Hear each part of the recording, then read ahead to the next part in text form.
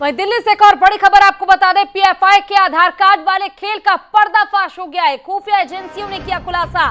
JMB के आतंकियों के पास से आधार कार्ड बरामद किया गया। आधार कार्ड में सभी की जन्म तिथि और स्थान सब एक जैसा है। जन्म तिथि 1 जनवरी, स्थान अररिया।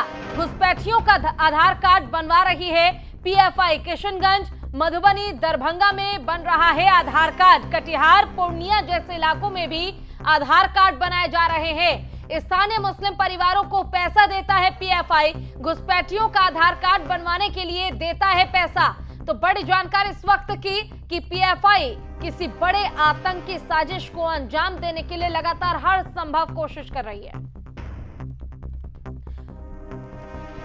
और ज्यादा जानकारी के लिए हमारे साथ दिल्ली से हमारे संवाददाता रुमान उल्ला खान जुड़ गए हैं। रुमान, सबसे पहले तो देखिए आपसे यही जानना चाहेंगे कि पीएफआई के जो ये आतंकी साजिश है, जो ये षड्यंत्र रचा जा रहा है, पूरा एक जाल बुना जा रहा है, इस पर अब एक के बाद एक खुलासे हो रहे हैं। और अब जो ये खुलासा हुआ आधार कार्ड को लेकर, इस पर क्या अपडेट्स, क्या जानकारी आपके पास?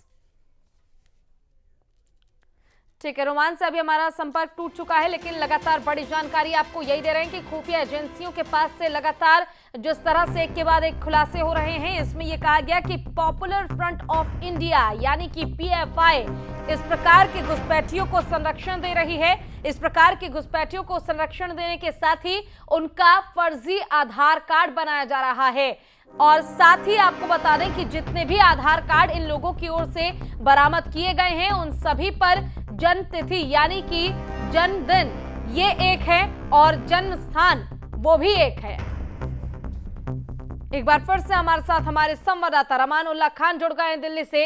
रुमान, सबसे पहले पीएफआई की ओर से जो ये पूरा जाल बुना जा रहा है, इसका खुलासा एक के बाद एक खुफिया एजेंसियों की ओर से की जा रही है और अब खुलासा ये हुआ कि फर्जी आधार कार्ड तैयार किए जा रहे हैं। फिलहाल इस मामले पर क्या जानकारी, कितने लोगों को हिरासत में लिया गया? देखिए, बिल्कुल मल्टी एजेंसी जो जांच हुई है उसके बाद ये सामने आया है कि बिहार, खासतौर पर नेपाल से सटे हुए जो पूर्णिया, गोपालगंज, किशनगंज, अररिया जैसे जो जिले हैं बिहार के, वो पीएफआई के शिकंजे में फंसते जा रहे हैं। हालांकि इससे पहले बिहार सरकार ने पीएफआई पे बैन लगाने से इनकार कर दिया था, लेकिन मध्य प्रदेश में जो बांग्लादेशी आतंकवादी पकड़े गए थे, उनके पास से आधार कार्ड बरामद हुए। उन आधार कार्ड में उन सभी की डेट ऑफ बर्थ 1 जनवरी थी और पता अररिया का था। जिसके बाद मल्टी एजेंसी जांच की गई और जांच के बाद पता चला कि पीएफआई बिहार में बेहद ज्यादा सक्रिय है और बिहार के नेपाल बॉर्डर से लगे हुए जो जिले हैं वहां पर रोहिंग्या घुसपैठी और बांग्लादेशी घुसपैठियों को फर्जी आधार कार्ड बनवाने का रैकेट पीएफआई बहुत बड़े पैमाने पर कर रहा है। और पीएफआई की मोडस ऑपरेंडाई ऐसी है कि उसको पकड़ पाना एजेंसियों के लिए बेहद ज्यादा मुश्किल है, क्योंकि जो बिहार के जो नेपाल बॉर्डर से सटे हुए जिले हैं, वहाँ के मुस्लिम परिवारों के मुखियाओं को पैसा देकर वो जो घुसपैठिए हैं उनके आधार कार्ड बनवाते हैं, जिसमें जो परिवारों के मुखिया हैं वो ये कहते हैं कि हमारा बेटा या परिवार का दूसरा सदस्य है जो रिश्तेदारी में कहीं चला गया था और अब लौट आया और इसको आधार कार्ड की जरूरत है। और इस तरह से आधार कार्ड बनवाने के बाद, जरूरी दस्तावेज बनवाने के बाद उस शख्स को पीएफआई में शामिल किया जाता है, पीएफआई का कैडर बनाया जाता है और उसके बाद उसको महाराष्ट्र या दक्षिण भारत के राज्यों में तस्करों के जरिए मजदूरी करने के लिए या दूसरे काम के लिए भेज दिया जाता है। मतलब साफ है कि पीएफआई बिहार के इन क्षेत्रों में रोहिंग्या और बांग्लादेशी घुसपैठियों को अपना कैडर बनाने के लिए उनको रोजगार भी मुहैया करा रही है और साथ ही उनके फर्जी दस्तावेज भी तैयार करवा रही है। इस पूरे मामले की खुलासा होने के बाद मल्टी एजेंसी जांच के बाद जो तमाम राज्य हैं उनको इस बारे में जानकारी दी गई है और इस नेटवर्क को ध्वस्त करने के लिए एजेंसियां सक्रिय हो गई हैं।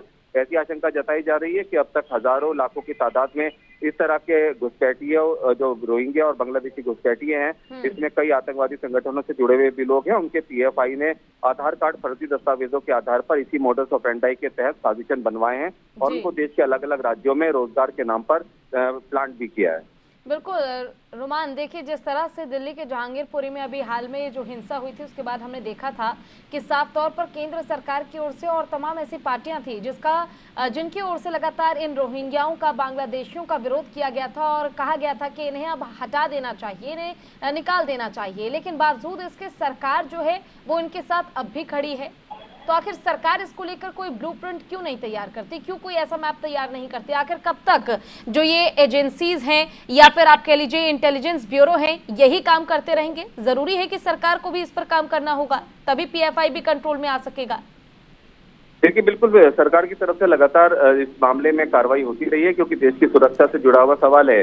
यूएन कन्वेंशन के तहत बहुत सारे ऐसे विदेशी नागरिक हैं, जिसमें अफगानिस्तान के नागरिक भी हैं, जो हाँ। भारत में शरण लिए हुए हैं, उनके यूएन कार्ड बने हुए हैं। हाँ। लेकिन सबसे महत्वपूर्ण बात यह है कि जो रोहिंग्या और बांग्लादेशी घुसपैठिए भारत में घुसे हैं, जी। जिनकी शिनाख्त है, जो गवर्नमेंट की नजरों में है, उनके अलावा जो इनके यहाँ के लोकल मददगार हैं, जिसमें पीएफआई और दूसरे कई संगठन हैं, जो उनके गलत तरीके से आधार कार्ड या कागजात बनवाकर देश जी। के अलग अलग जगह पर उनको प्लांट कर देती हैं, तो उनको ट्रैक हाँ। करना एजेंसीज के लिए एक बड़ी चुनौती है। और एजेंसी इसी चक्कर में लगी रहती हैं कि इन रोहिंग्याओं की शिनाख्त करके इनको आइडेंटिफाई किया जा सके। और इसी के चलते अलग अलग राज्यों में जो ऑपरेशन हैं, उसके चलते अवैध निवासी रोहिंग्या और बांग्लादेशी गिरफ्तार किए जाते रहते हैं, चाहे वो यूपी का मामला हो या फिर दक्षिण भारत का मामला हो। और ऐसी स्थिति में अब स्थिति बेहद ज्यादा गंभीर इसलिए हो जाती है क्योंकि इस खुलासे के बाद एजेंसियां बहुत ज्यादा चौकन्नी हो गई हैं, क्योंकि पीएफआई की जो नई मॉडस ऑपरेंडाई सामने आई है, उसके तहत पता चलता है कि बहुत बड़ी संख्या में पीएफआई ने रोहिंग्या और बांग्लादेशी घुसपैठियों को भारत के अलग अलग राज्यों में फर्जी दस्तावेज और आधार कार्ड बनवाकर प्लांट कर रखा है, और उनकी शिनाख्त करना बेहद जरूरी हो गया है। बिल्कुल रोमान, देखिए ये खुलासे होने काफी ज्यादा जरूरी है ताकि पीएफआई का जो असली चेहरा है वो भी सामने आ सके और सरकार इसको लेकर भी कोई ठोस कदम या ठोस कानून जरूर जल्द से जल्द बनाए। आपका बहुत बहुत शुक्रिया तमाम जानकारी के लिए।